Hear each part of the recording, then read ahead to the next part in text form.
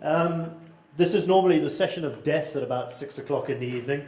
You've all been at work all day, and we're going to try and keep you awake with a relatively light panel discussion about value chain integration, something which I know very little about.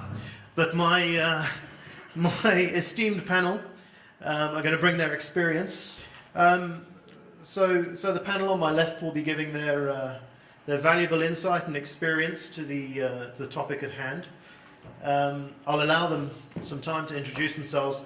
They can give themselves a better resume than I possibly can. Please, let's wait for Marianne. While we're waiting for Marianne, I'm Zenon Marinakis, one of the directors of DSA Architects. We started about 25 years ago as RSL Architects, and have been fortunate to be involved in some of the major hospitality and mixed-use developments in the southern part of Africa, Indian Ocean Islands, and around the world. We do boast having worked on almost every continent in the world, and we're a South African-owned company with a predominant office in Dubai and a small little boutique office in Portugal.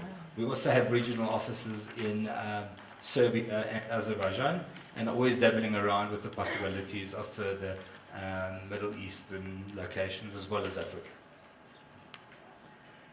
Shuri? Yeah, hi everyone. I'm Shuri Dali. I'm the Managing Director and CEO of a South African interior design company called DART, we call it for short. It's Dali Interior Architectural Design. It's a fairly young company, and we're based in Johannesburg, but we pride ourselves in that we have a very broad international spectrum of clients and projects. We've had, since our onset, some wonderful projects in the Middle East, in Dubai, Doha, Yemen, the Indian Ocean Islands, and we specialize in hotels, hospitality, and as well as we've been lucky enough to work on the Dubai International Airport. We were awarded that project about 5-6 years ago, and did very, very well with. It was a wonderful opportunity for us because I think part of our ethos and philosophy is really to support and promote African products and suppliers. And the Dubai International Airport was a wonderful opportunity for us because we were able to source and specify everything from Africa, and a lot of it was then procured from Dubai and utilized on the Dubai International Airport. So it was very, very rewarding for us. And we're now really extending and focusing on Africa. I think a few years, or 7-10 years ago, things were still really pretty slow in the African hospitality market. But things are definitely hotting up now, and I think it's really become a focus for us as well to expand. And we would really like to take the opportunity to share all these new projects with our suppliers. So, Thanks. Marianne? Hi, I'm Marianne Wamalwa. I'm based in Nairobi, Kenya. The name of the company is DGU Interior Design. It was started in South Africa in 1999, and I relocated back to Nairobi in 2010, where we've been running DGU with my partner Elizabeth, who is in the audience. DGU initially started with focusing on corporate, and we spun quickly into commercial work, commercial developments, mostly here in South Africa. We were quite lucky to work on pretty large-sized projects in South Africa, and we got a lot of exposure also with the suppliers here, the local suppliers. And when I moved back to Kenya in 2010, we still maintained a lot of relationships with the local South African suppliers, and of course expanded because of the nature of working in Kenya with Europe and in China as well. We focus mostly on corporate, like I said, and commercial. We have found ourselves getting more and more into residential development projects in Nairobi. We were lucky enough to get into a retail project that was within Africa, where we were working in Kenya, Uganda, Tanzania, Zambia, Congo. and a retail chain. And that really exposed us actually more to different suppliers within each country, because everybody pretty much has their focal area of like if you're working in Zambia, you'd work with mostly South African suppliers. If you're working in Congo, you find yourself going towards other, and now we started also working in the hospitality industry, not as great as my friend over here, but mostly smaller boutique kind of projects. But one thing we have realized is, and what we were discussing earlier, is when you work with us, developers and the hoteliers, especially in Kenya, they do have their own mindset on how our relationships should be with the suppliers, and it is on us to guide them and to assist and aid and on value for your money. And that is one thing, that a challenge we've been facing a lot in Kenya. Touching on that, we've got about an hour, and I'd like to be able to set aside at least sort of 25 to 30 minutes for some interactive questioning from the audience, because that'll keep everybody awake and it'll stop me boring you. So the topic is around value chain integration and how to develop better value-driven relationships with suppliers, and understanding how value creation is becoming more central to modern procurement practices, which is a very long and broad subject. And as much Googling as I did, I don't think I gained as much experience as I should have done. So maybe kicking off with you, Shuri, how can we define value and value creation in relationships with suppliers? I would answer that by saying that we really need to define that by the end result that the client is left with, because I think it's our job as a design consultant first of all to create a unique, bespoke environment, and to do that we have the vision, we have the intention, but we have to work with the suppliers to fulfill the vision with the products. And it's really, really key that there's transparency. I think that it's imperative that there's transparency between the design consultant and the supplier, and that at the end of the day, the end resulting product follows through with the design intent, but has the long-lasting sustainability and quality that the client can walk away with a product that 5 years down the line still looks great. So that's really important for us. Zenon, your thoughts are along the same kind of lines? They are. When we look at when one is going to separate the quality and what relationship the shareholders will have in the project relating to the supply chain, we find that the two cannot be separated, because very often one thinks that quality is negated because one works in the chain or a particular supplier. And we believe that you've got to strive for both.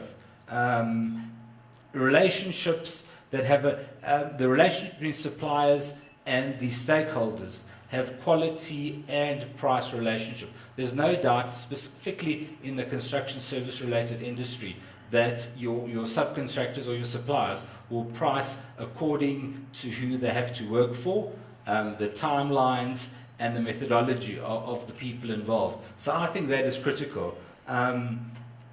Quality is also affected. When you have following trade, it's quite important for the supply chains to be integrated, because they're all interrelated and the one depends on the other. And again, pricing and quality is going to be dependent on what the preceding trades are. So the integration and the flow is critical in achieving a suitable end product. And Marianne, do you think we sometimes focus on quality metrics but ignore the quality of the relationship? Yes, we do, unfortunately. I think we're trained to, over history and over time. There was a time, I'm speaking mostly as a Kenyan, what we deal with in Kenya. Quality, there was a time that you did, and it still does go on sometimes, when you have suppliers that it's more about profit for them than the project. And we do deal with that, but you can see the tide is changing now in Nairobi. But you do find yourself focusing on quality, and you will, through being called back because something is not installed right, or it's not at the quality that what you thought you were buying, and you will find that you find yourself very focused on quality when the next project comes along. That is something that you are conditioned to do. And it is important to sit down with your supplier and make sure that you are getting dollar for what you pay, value for money, what you pay for, and that is important. Yes. Well, and that's a key thing in terms of value for money. So, Yeah. so Cherie, how do we get the best value for the client whilst maintaining that relationship that we need with the supplier? But I think it's always our intention to provide the client with the best value at the end of the day. But I think as we're faced with the challenge initially when we actually put the design intent together and start specifying products, we don't have the budgets in place. I mean, there are indicative budgets that we have to work to, but generally we're given a brief of what the project is, whether it's a 3, 4 star, 5 star, whether it's a hospitality project, I mean an April project, commercial project. But we then have to put the initial budgets together, and so we have to work with suppliers and get an idea of what it's going to cost to produce items that are going to be commercially viable for the project. And that's really key. Is we want to have detail, we want to have quite high quality finishes, but we are always challenged by how much money is available. And then the other thing that we really liked, there's a lot of groundwork and legwork that goes into between ourselves and the suppliers, putting those specifications together. So we want to make sure that when we do finally have a product specified on a piece of paper that goes out to tender, that whatever we've put down is good enough to actually be an incentive to the client to go back to that supplier that we've actually specified. That's really important to us. And Zena, we've spoken about this previously in terms of when we're trying to secure, or when you're trying to secure the best value for your client, what responsibility do you have to educate the suppliers about the trading environment that they're trading in, particularly when we're focusing on growth in Africa? My company operates in 5 or 6 African countries. Marianne is operating across East Africa. Sometimes there's a little bit of naivety on the part of people that are supplying into those countries about the ease of trade and the ease of doing business. What can you add to that? Well, I think before you get to sort of local conditions, I think you've got to have a mindset, a familiar mindset and a goal between the suppliers and your end user or your client. So in order to achieve that, there's a couple of particular items you've got to focus on. And one of the areas is just making sure that the guys are familiar with the local and cultural idiosyncrasies, whether you work within a particular environment. Especially there's a vast difference between Central, Southern and North Africa. Just to give you an example, when contractors work in hotter climates, when you find this in the Middle East, during Ramadan, there's different laws that allow you to only work certain hours during certain heat zones, etc. Now, if suppliers don't understand these particular conditions, it can have an impact on their production, and that's got to be taken into the programming. There's also physical constraints in getting materials there. There's customs, there's excise laws, etc. that people have got to be aware of. For example, some of the projects we've done in some of the Indian Ocean and Pacific Islands, you literally can't get a brick on the site. You've got to plan well in advance to make sure the fundamentals are taken care of. Another condition, again, which might relate to the country or not, but client-driven, is that suppliers also need to know payment conditions, payment and contract conditions. Is the client a regular payer? Will he facilitate their cash flow? Because again, that has an impact on both their performance and their ability to supply efficiently. And the last item is also, it's fine supplying, but when you've got to install, you've got to know where your labor force comes from, how to optimize them, and how to get the best out of them, both legally and from a productivity point of view. I mean, you touched on something very interesting, which is the logistics behind the developments that we have in Africa. And you also mentioned that everybody wants to be in Africa, but you need to focus on whether you want to be north, south, east, or west. Now, a lot of the countries that we operate in are land linked rather than landlocked, which has a negative connotation. And so the supply into those countries is particularly difficult and particularly expensive. Particularly when you're talking about things like tiles and ceramics, which are extremely heavy. It's $10,000 a container, etc., etc. So, in your experience, Marianne, in East Africa, how key critical is that role of logistics into ensuring that our projects stay on time? In Kenya, not so bad, because at least we have the ocean. we have the port. But I can speak for we did a project in Juba. And just like what you were saying, we've had two experiences. One was a coup, where it had halted the border, and all the containers that were there that were coming in with the tiles and whatever the project we were working on, it was a bit of a disaster. But thank God it was an abortive coup, so it didn't take too long. So those are kind of things that you don't sort of take into consideration. And at that time, obviously, something like that, the client is willing to, there's nothing he can do, and there's nothing anybody can do. And then the other thing is just generally, when your goods get stuck at the port, there are times when there's a lot of congestion at the port. If you want things to happen, you have to. I don't play that well. You never know. But there are just a lot of issues that you have to deal with. Facilitation issues, to put it politely. In order, but anyway. But there are issues with importation. There are issues with the logistics of what could be happening in the country that you are not that you're not expecting. For example, the abortive coup in Juba, in South Sudan. There are a lot of if there's a certain, even there was a case I had in South Africa several years ago where the container from Durban overturned and all our tiles broke with it. So there are lots of things that are and I suppose logistic issues that you sort of... And I suppose it comes down again to the education of suppliers in terms of the market that they're dealing in. Yeah. And working along with designers and specifiers to try and ensure that the best cost solution for the client. I mean, if tiles are a prime example, and we've got about 1,000 keys under development in 4 countries at the moment.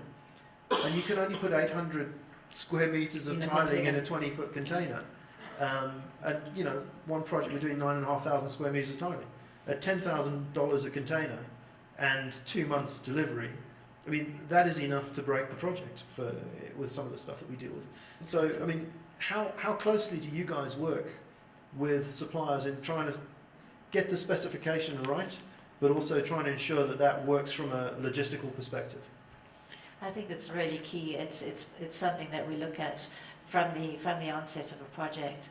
So before we even select anything for a project, we find out what those logistics are and those challenges are. And it's not only the challenges of getting there, but it's the skill available to actually install, because the installation then is key as well.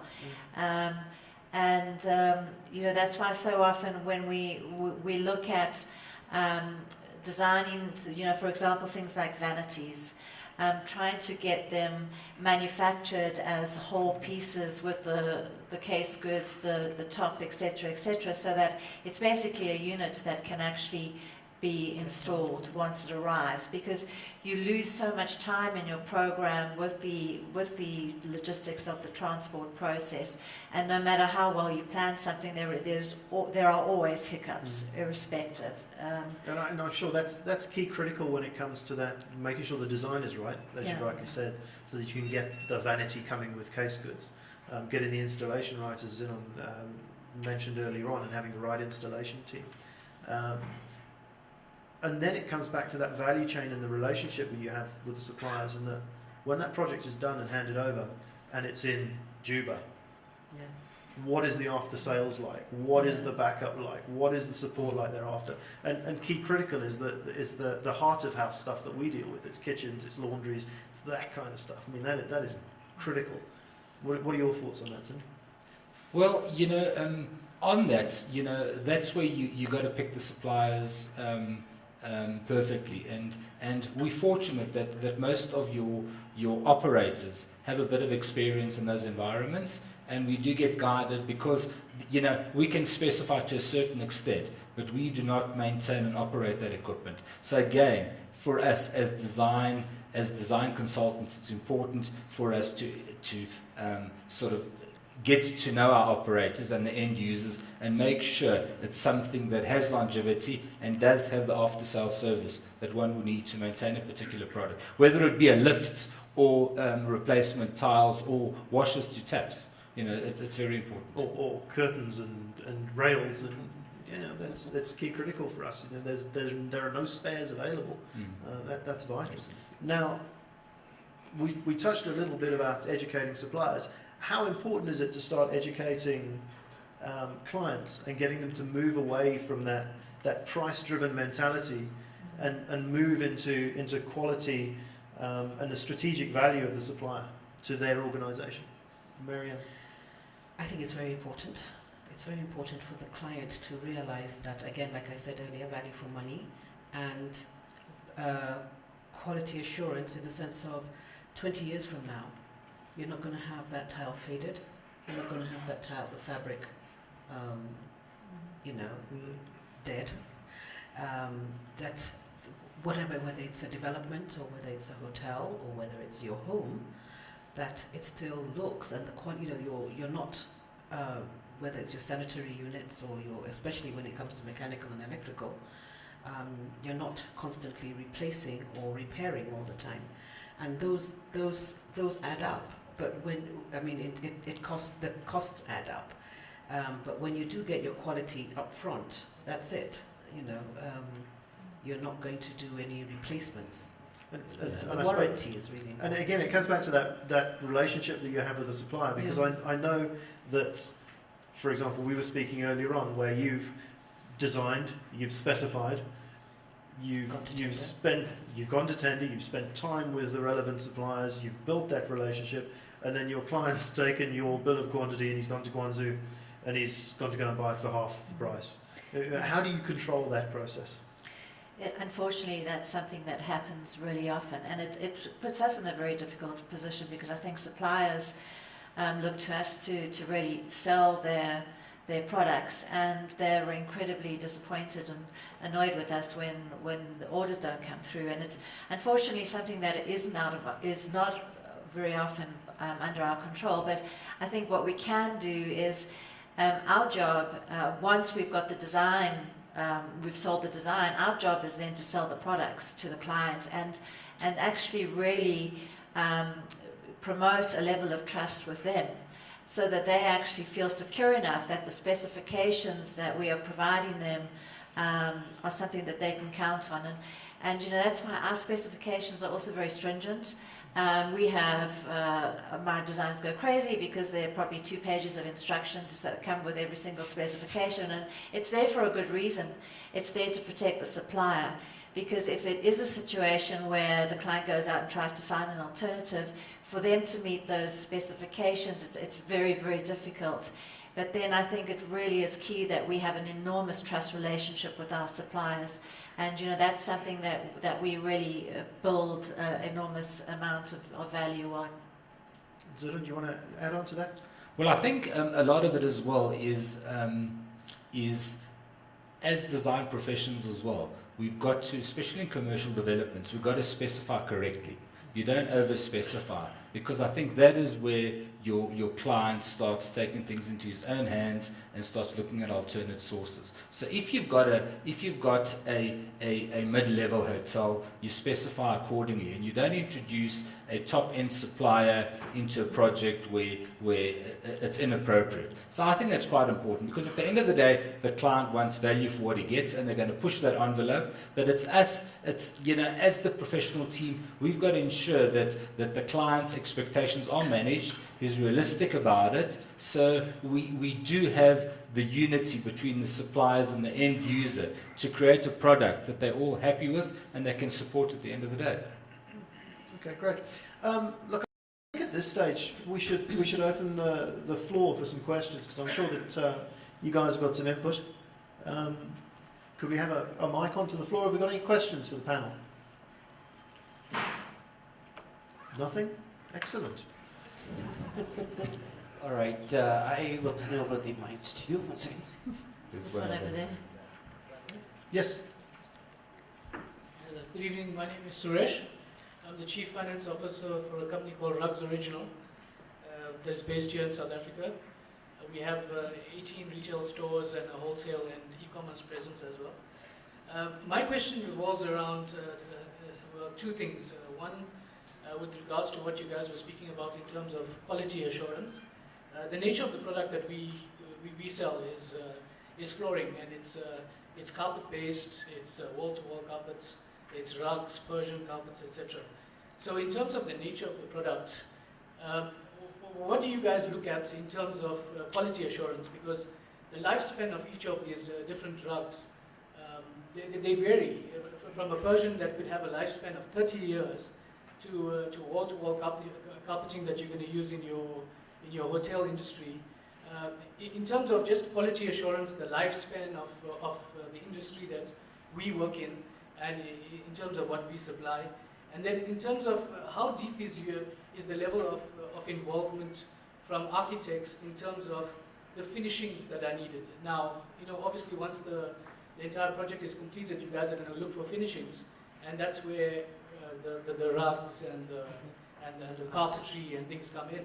So in terms of sourcing those products, how deep is the involvement of the architects and the panelists with regards to sourcing that product? Thanks for the question. Right, who'd like to go first? I can tell you from an operator's perspective, it's pretty easy from a brand standard minimum. We've got a pretty stringent brand standard guideline for both Bond hotels and for Protea hotels, so that guides that process. But let's hear what Cherie has to say. Yeah, I think it's really also key about the application.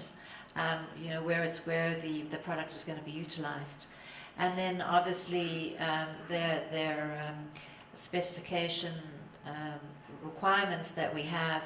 But we're also very dependent on you to actually come to us and explain to us what the durability of the products are, to make sure that when we specify them, they are correct for the application. Well, on our side, most end users might be European or US based, so you get an international standard that they insist on. And it's important for local suppliers to actually, because I think in South Africa, if not Africa, we have products which can compete with some of the international counterparts. And it's quite important to get all the testing and all the certification done. So, because when we specify something, it's purely on a performance basis most of the time. So if the product can meet that performance, there's no reason why it should be excluded. And most clients obviously want value. They want value, but we can't compromise on the quality, and that's quite important. Marianne, your thoughts? Again, like Cherie said, I think it's up to the supplier to inform us on their ratings that they have, if they meet the rub count or the smoke and all that, the fire ratings and things like that.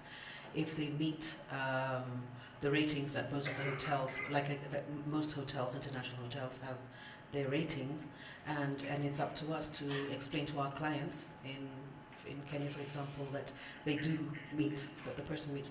When it comes to things like the Persian rugs and things like that, I think that's like art. It's very personal. It's something that it's like you said at the very end of the project. It's something that is it's a personal thing between the client and the supplier. Okay, I hope that answers your question. Anybody else? There's one at table 6.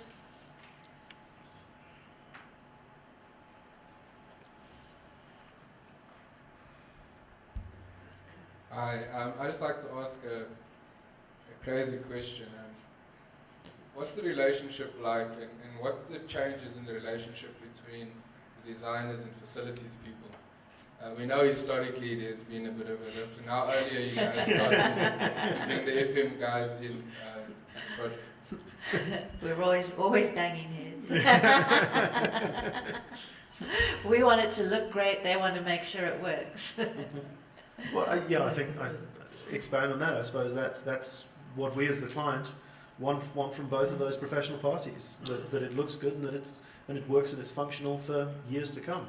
Yeah. Yeah. On our side, we welcome the introduction of facilities managers at an earlier stage rather than a late Yeah. stage. Yeah, Because definitely. the classic example is you design the hotel or whatever building it is to a certain level with one particular team, then you get a totally different team that's shipped in with different ideas and sometimes different handbooks, and that is what disrupts the process quite a bit. Yeah, and a different degree of criticism. Yeah.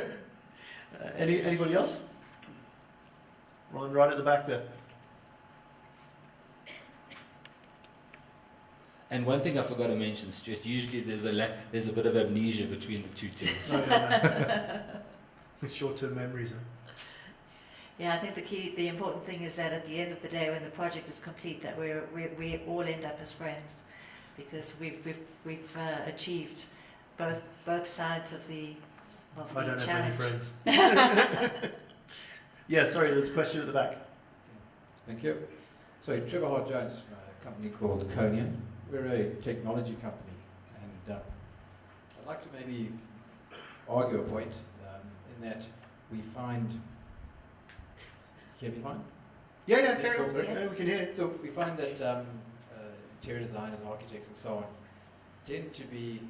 We tend to find that we're very late into the entry, and when we talk about value chain, we. If I can give an example of maybe an architect's interior designers are working on a reception area, and they go glass and lovely tiles and everything, and then we're asked to come in after the fact and put in an audio system, and it's a nightmare from a design point of view. Sorry, you're going to have to No, hold the we're microphone losing a bit you, closer. Victor. Yeah, we're losing you. Can you have it close? Yeah, there we go. Okay, cool, perfect. So I think the comment or the argument is maybe just to get your opinion on it, is around the technology side, that we tend to be brought in very late into designs and so on. An example I was giving there was around the design of a reception area, and it's all lovely tiles and glass and so on. We get brought in later and asked to put in audio systems, and it's just from a design perspective, it's a nightmare. We tend to find that we're brought in quite late. Would you agree or disagree from that point of view? I can agree with you because I've just done that to a technology supplier. We've just finished the reception design and we contacted him a week ago. But your guys' thoughts on that process? Have we historically concentrated on the look and touch and feel and worried about technology second? Well, it's quite important, we talk about integrating your suppliers and the trades, and I think a critical part is integrating your professionals as well. When we, try to put a team together, we make sure that, most of the technological consultants understand the end product.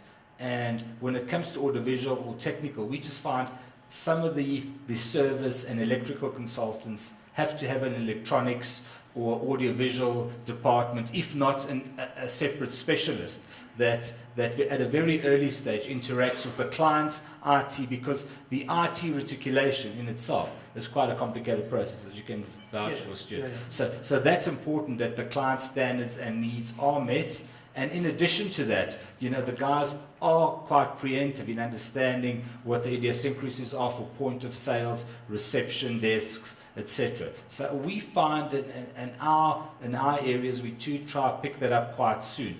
But there's always the curveball every now and then that we might miss, or some special requirements that do come in. If I can just add that I totally agree with you, but I think one of the problems we face is that we have to make assumptions.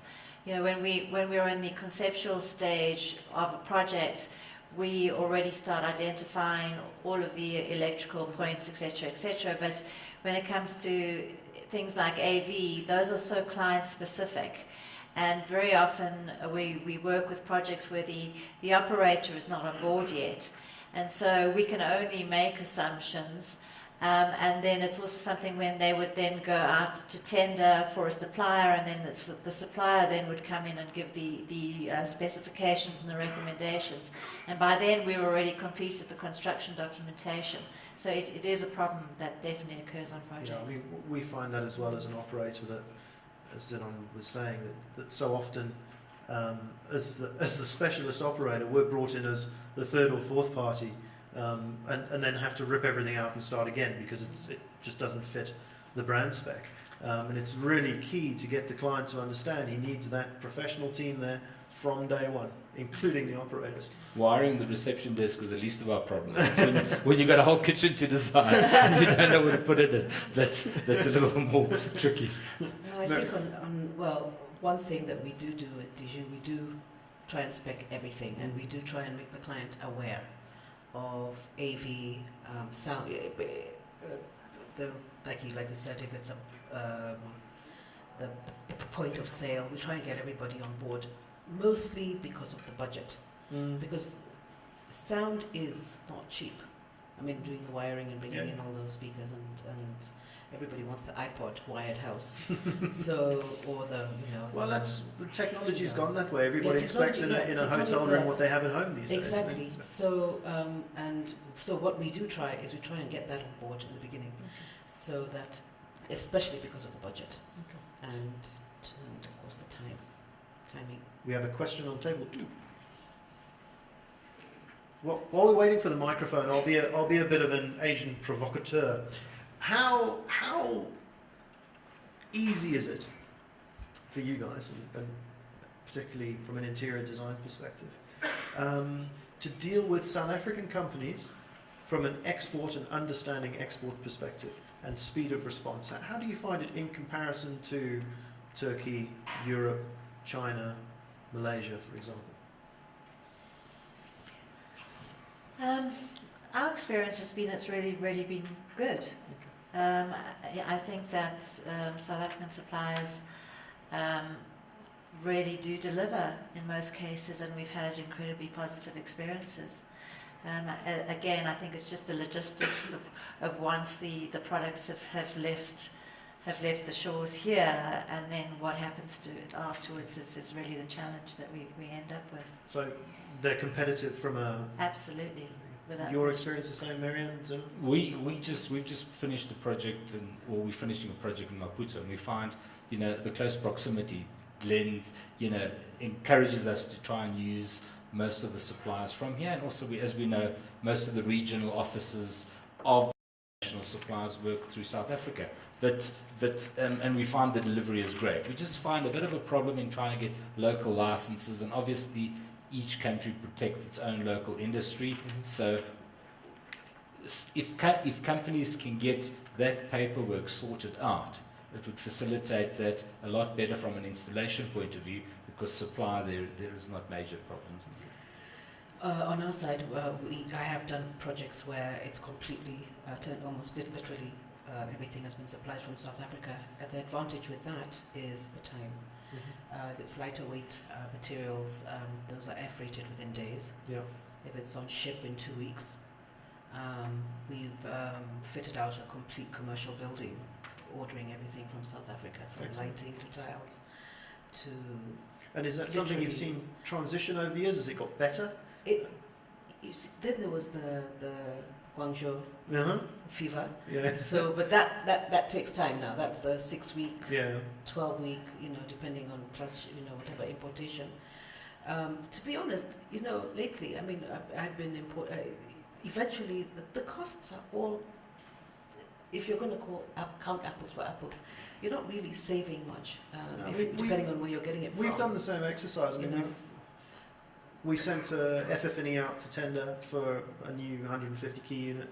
11 countries, 11 different suppliers. The variance was 5% between them, including South Africa. Yeah. The margin The these margins, days yeah, is it's small. not very high, and Okay. also even if we are ordering something through South Africa that's coming in, let's say from Italy or whatever, they do the bonded warehouse, so Yeah, it doesn't even, either they'll bring it in straight in Mhm. in from wherever, or if it's already in stock here, then with all the taxes, so that really saves a lot of money. So it does work out, and it's been quite successful. We've done a hotel Well, that's good as news. well. Good news for with, South African suppliers suppliers.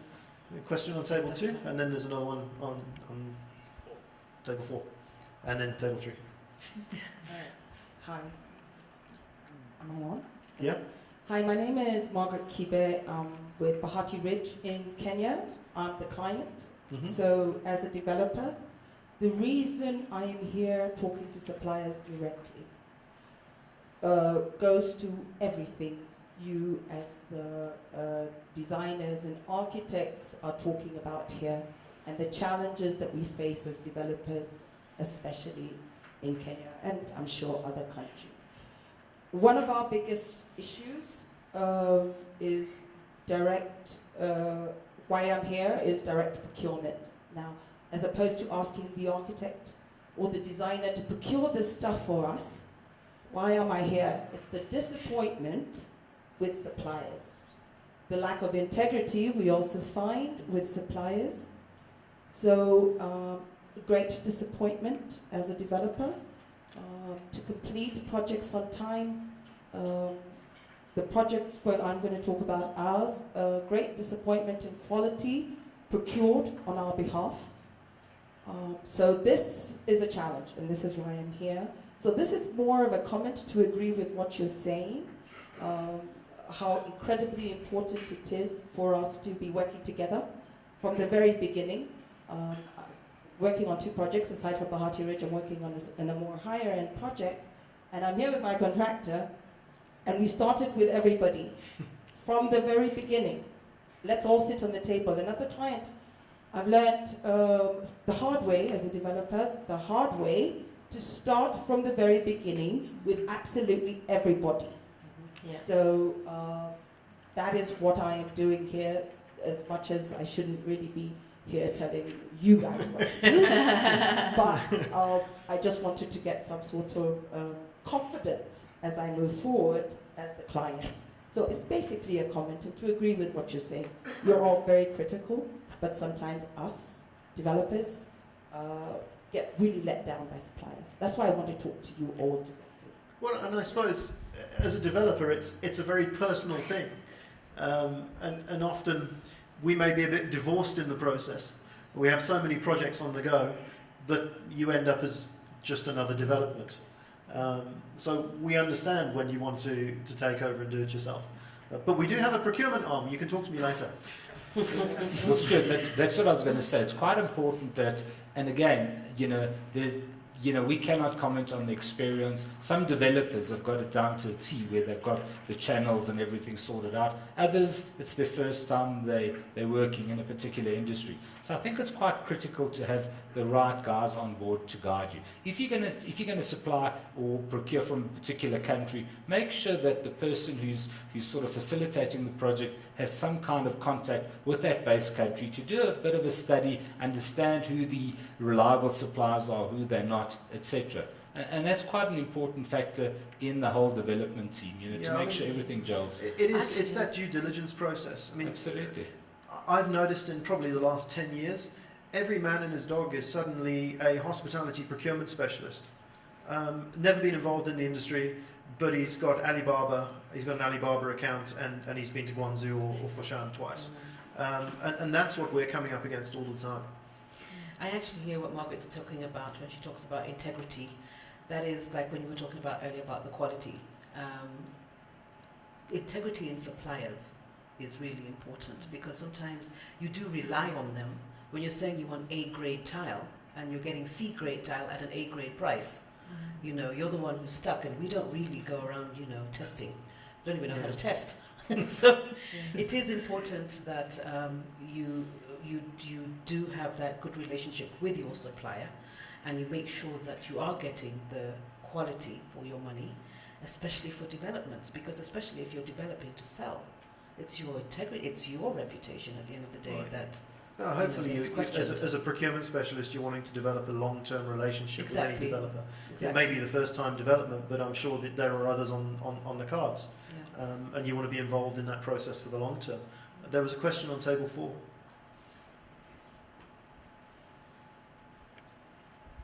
Thank you. My name is Nirish Shah. Again, I am from Kenya. I think one of the questions Stuart you raised was quite interesting. How easy it is to import from South Africa? We feel it's quite a bit difficult because there are very few companies who understand our import requirements. The PBOC, that's the pre-shipment inspection. We had dealt with a few companies, but they were not able to do it. So what we had to do was involve our shippers to get the pre-shipment inspections and all that. And then also it cost, because the goods are transported from the suppliers' warehouses to the shippers' warehouse. They are stored there. The shipment inspection is done. Week or 10 days goes by, and then the goods are shipped after the correct documentation. Because I feel a lot of suppliers here may not understand our regulations, and that creates time lags and also cost. And It's a very valid comment, and it is something we touched on earlier on. It's about being aware of the trading environment that you're going to be trading in. And yes, it's the SGS inspections, and it's one day somebody in government will wake up and ban a certain good, a certain range of goods, whether it's furniture in Nigeria or wherever it's plastic bags somewhere else. It's just being aware that landscape may change overnight. We've experienced exactly the same thing. Well, we found that sort of in the last 10 years or so, South African manufacturers, exporters have certainly become more sensitive to that process. 10 years ago, if I phoned or sent through an inquiry to a South African supplier, it would be a week later I would get a quotation. It wouldn't give me container volume, it wouldn't give me delivery dates, it wouldn't give me port of departure, whereas I could have sent the same one through to the Far East. I would have had a reply the same day with container volume, with booking dates available on a vessel. That I've seen change dramatically, and I suppose it's that global competitiveness. It's also an exchange rate of 14 to the dollar. These kind of things all prompt everybody wanting to export into Africa. So I think the landscape has changed. I think it's got significantly better. With your guys' experiences? Yeah, you know, I think it's really, for a large project, I think it's absolutely key to have a procurement professional. I would be very, very hesitant to look at specifying anything that was going to be exported if they weren't a very key part of the team. Agreed. But then there are a lot of smaller projects out there in Africa, you know, smaller residences, etc., that they don't have the fees available to employ a procurement specialist. So I think it's really important for the suppliers, exactly as Stuart is saying, to do their homework. And if those are markets that you want to venture into, make sure that you understand exactly what you need to do to get your product to your clients. I agree with you, Sherry. We do, when you are working on a larger project, if it's a hotel or a development or whatever, it is important, if you are exporting from South Africa, if it's a variation of, is that a word? A variation of items, that if you're doing tiles, carpets, etc., lights and everything, to deal with an agent, an export agent. But if it's like the odd fireplace or the odd item, then that one you know. But like he said, when we do get quotes compared to 10 years ago, now it is coming with shipping costs. You're right, it does include all that. Yes, table 3. Yeah, hi. Mine is not so much a question as much as a comment from a supplier's point of view. My company is a manufacturer's representative of several American and European food service equipment manufacturers. And we're involved in projects throughout Africa, and the SGS or Intertech process is frankly a nightmare. And now in South Africa you have the new NRCS and ICE regulations. So, for example, one of my manufacturers has over 14,000 different electronically operated cookware products. For us to get the new ICE manufacturer's certification on all of those products, you're talking about $7,000 per product, US, and a 6 to 7 month waiting time for Intertech to approve those. I think that designers and architects need to be aware of some of the regulations and some of these new restrictions that have come into play, which makes it sometimes really difficult for us as manufacturers to provide logistically product on time. You might look through one of our catalogs and say, well, that's what I need, but we might have to go back and get a new ICE certification on that particular item, which could take up to 7 months. So I really think that there needs to be, especially now, as I've seen in the last 5 years, particular trade restrictions have just become more and more draconian. There needs to be a tighter consultation between the designers, the architects, the specifiers, and the actual suppliers, so that we can alleviate some of these misunderstandings in the time frame, the logistics time frame. Yeah, I couldn't agree with you more. I mean, as a developer and an operator, we experience that constantly. I just had $500,000 worth of kitchen equipment held up because we needed to change some plugs because we couldn't get SGS certification. And I think it does come back down to that level of communication and the relationship that you have with specifiers, with architects, with interior designers, and with the operator at the end of the day. And I think the onus is on all of the parties to make sure that they can tick the boxes. Anybody else? Right, there we go. There's another one at the back. I'm not going to let you go, you know. I'm Boris Barnard from Dawn Africa. We supply products all over Africa, and something which we've noted is that a lot of the customers in Africa are actually looking for solutions rather than products. Products being specified product by product is actually creating problems, because in every specification you will clearly see that they will say this is the product specified or equivalent alternative. And there are so many different types of white. You get a pinkish white and a greenish white. That is really a big problem, because I've had the experience in Nigeria where I was in a guest house where exactly that happened. So that is the reason why I'm saying that I find that the African customers are calling for solutions rather than specific products, because they want a solution for a bathroom rather than a specific product, because a specific product can only create them problems. The solution will also mean that there's no compatibility issues between the different accessories and everything that goes with that. So, because there's always a difference in Africa between inside diameter and outside diameter when it comes to specifying the thread. So these kind of things are really a problem for a lot of developers specifically, and providing a complete solution is perhaps a much better way of specifying things in Africa than you just specify products. That's a fair comment. What are your thoughts around? First of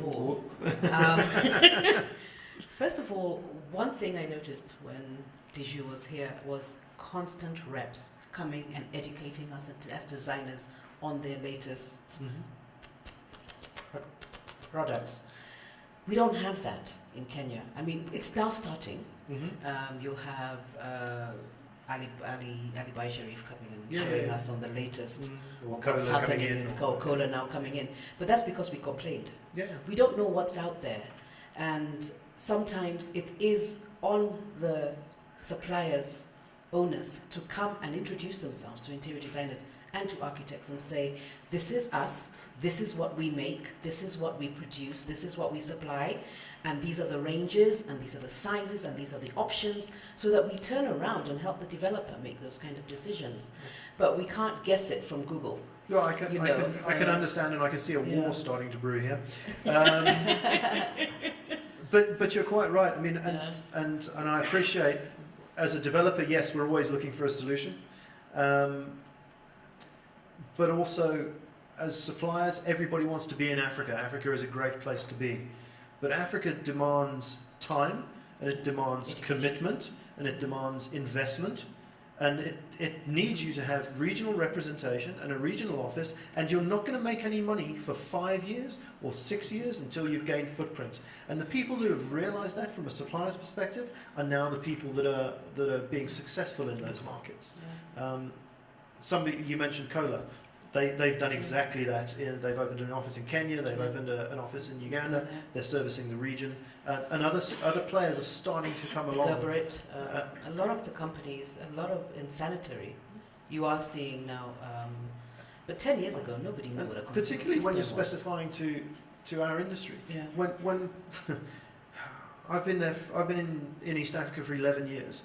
We've got 2 hotels open. On average, you're opening 1 hotel every 5 years. Now, if I'm only opening a hotel every 5 years, how long is a supplier's commitment to that market, to open that office, to be there, to keep... Because we're going to keep changing our mind every other week from a specification perspective and from a design perspective. And you need to be there. We can't do it via email. Yeah. We can't do it via telephone.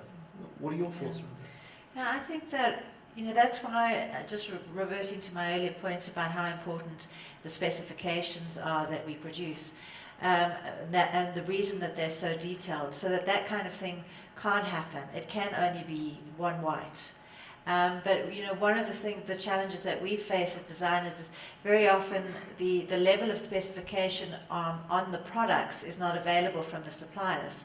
So it really leaves things open for whoever ends up actually procuring that item. So we really need your help to actually give us that information so that we can put it down. And then again, it goes back to integrity and trust and confidence in your product, because we're putting ourselves on the line when we're putting that kind of detailed specification down, and we need to really feel secure that that product that we're actually promoting is going to provide what we're promising our clients it will. And from a supplier's perspective, it's also important to know that the quality of the interior designer or specifier that you're dealing with. I come across lots of developers' daughters and wives who are interior designers. And then you'll end up with a yellow white and a green white, and so it's that relationship is important. Yes, sir. There's somebody asking to be let out. It's too early. I have a question. Three. In continuation to what Mary and Shuri was telling, this is something I keep hearing from a lot of suppliers, because we talk to them on a daily basis. The approved vendor list. You guys were talking about if there is a new technology, new solutions to offer, approaches and present these solutions. But in how many cases do you really welcome a new supplier? Maybe he's not from the same region, somewhere else, but he's got a new solution to offer. Now, is the approved vendor list in any way compromising in you keeping your options open for welcoming new vendors? Always. Yeah. I mean, Always. From our perspective as a developer, any new vendor is welcome. If we're looking for a new solution and we think that that's the best solution for the development, then that's the solution that it will be. The old boys club of a vendor list isn't necessarily the best solution for a developer. I was talking to somebody about this last night, in that just because you've been doing business with somebody for 20 years doesn't necessarily mean, well, they've been on your vendor list for 20 years, doesn't mean they're the best solution for your property. Getting out of the conventional way of thinking is the toughest thing. I mean, this is something I'm talking on behalf of the suppliers. majority of them that we speak to across the globe, and in specifically Africa, this is something we keep hearing. You know, to try something new is difficult. And so, from a designer perspective, how open are you in adapting these new things? If I can just interject, you know, as Cherie mentioned earlier, a lot of our specifications are performance-based. And a lot of the times for international companies or even, you know, government-related contracts, we actually are prohibited from actually putting manufacturers' names in, and we try to keep it purely performance-based. So to a large extent, that does open the door out for new suppliers that, of course, have got the quality in the product that can live up to its standard. But we're always looking for new suppliers, and we're always looking for new products, because every you know, we pride ourselves in every project that we go out. It's unique, it's bespoke, it has its own identity, its own look and feel, and although we maintain loyalties with our suppliers as well, we expect them to continue advancing and developing and coming up with new products. So we've got the loyal ones we work with, but we're also always looking for new opportunities and new suppliers. Same here. We're always our database. We're always looking to update it. We always. You never know what's out there. I mean, there's always somebody walks into your office and you're like, wow, I didn't know this existed. Right. It's amazing. Yeah. Your established supplier today was the new boy on the block 10 years ago. Yeah, exactly. There's your soundbite for today. Yeah. Yeah, there was a question at the back, I think. Yeah, my name is Christoph Carr from Guideline in Cape Town. We design and manufacture high-end furniture. We export all over the world. We supply Soho House, Chicago, New York, whatever. We don't really have a quality issue.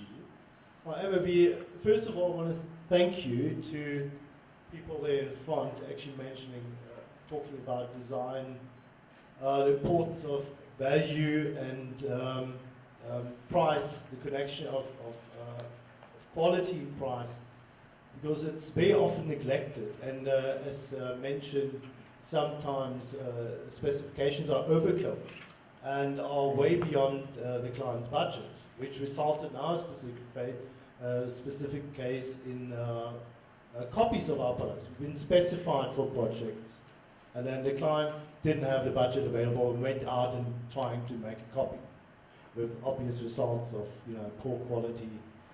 However, my question would be, what can we do actually to gain your trust?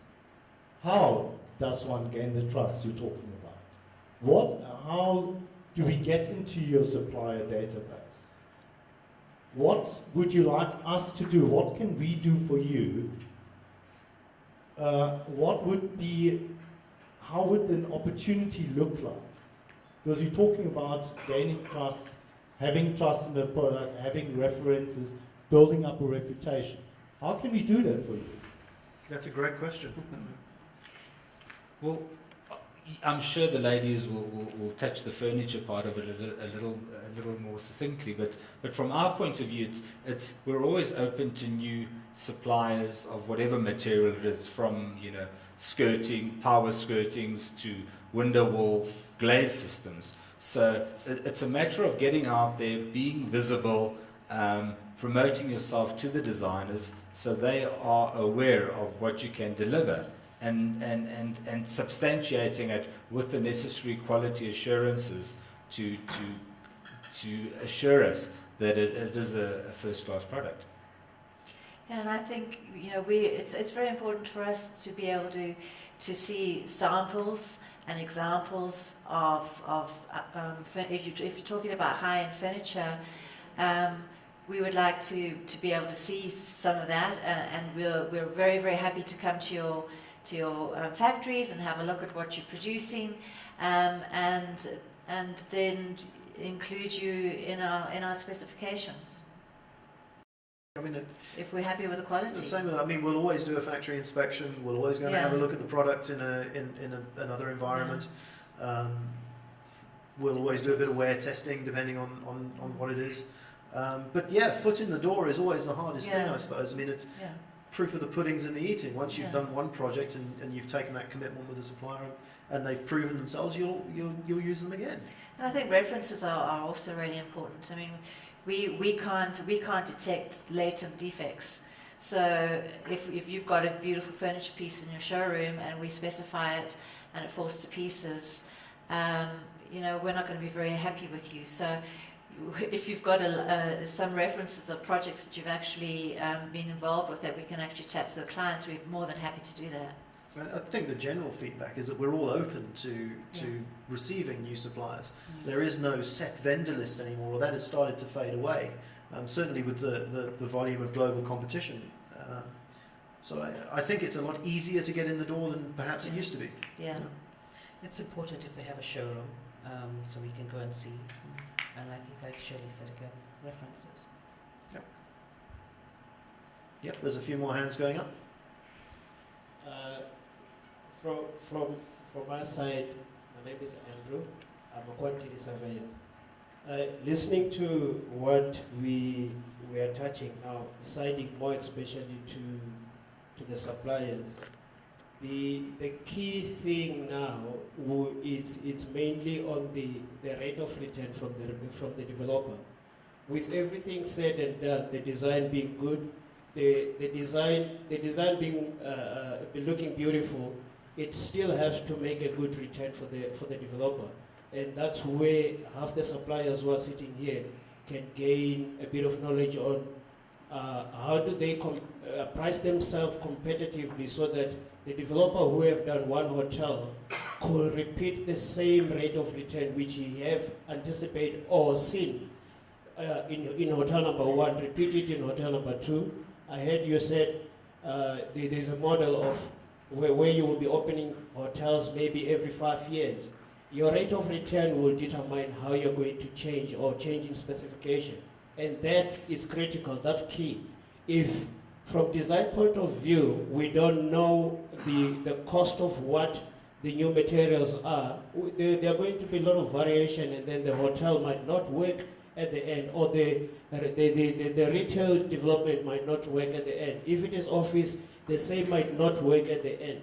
So the competitiveness of suppliers has to come into hand, and it has to be established right at the beginning of the design. While you're still specifying, we establish that in the budget and integrate it into the budget cost.